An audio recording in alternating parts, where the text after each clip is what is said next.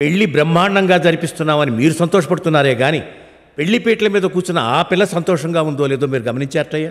అదేం లేదు రామచంద్రయ్య గారు, మా అమ్మాయి ఆనందంగానే ఉంది. ఏరా? అదే అదే మీరు చేస్తున్న పొరపాటు.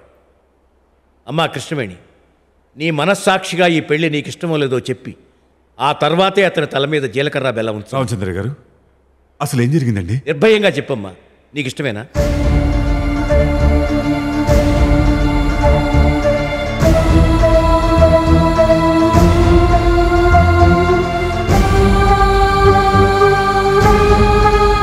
నిర్భయంగా చెప్పమ్మా.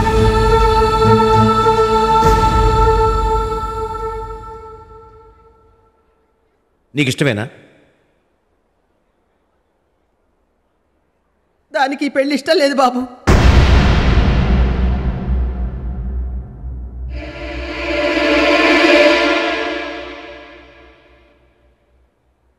అమ్మా దానమ్మా విట్రా, నువ్వు ఉండరా, ఉండు. చెప్పేది ఇప్పుడు కూడా నేను నోరు తెరవకపోతే నా పెద్దరికానికి అర్థమే లేదు. అది కాదు నానమ్మా.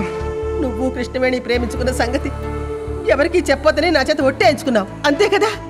ఆ రోజు చెయ్యి నీ చేతిలో వేసి ఒట్టు నా మీద వేసుకున్నానరా. వయసు అయిపోయిందని నేను పోయినా పర్వాలేదు, కానీ మీ ప్రేమకు అన్యాయం జరగకూడదురా, జరగకూడదు. సార్, మా నాన్న మాటలు పట్టించుకోకండి. కృష్ణకి పెళ్లి ఇష్టమే, నేను చెప్తున్నానుగా. దయచేసి పెళ్లి జరిపించండి ప్లీజ్. ప్లీజ్ ఈ పెళ్లి మాత్రం ఆపకండి సార్. నేను మీ కుటుంబానికి చేసిన సహాయానికి కృతజ్ఞతగా మీ ఇద్దరూ మీ ప్రేమనే త్యాగం చేయాలనుకుంటున్నారు కదా?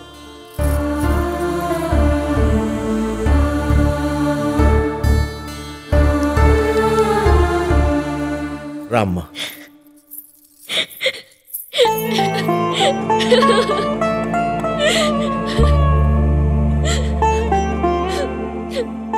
ఇన్నాళ్ళు నేనే కోటీశ్వరుని అనుకున్నాను, కానీ ఇలాంటి బంగారం లాంటి పిల్లల్ని కన్నా మీరయ్యా కోటీశ్వరులు.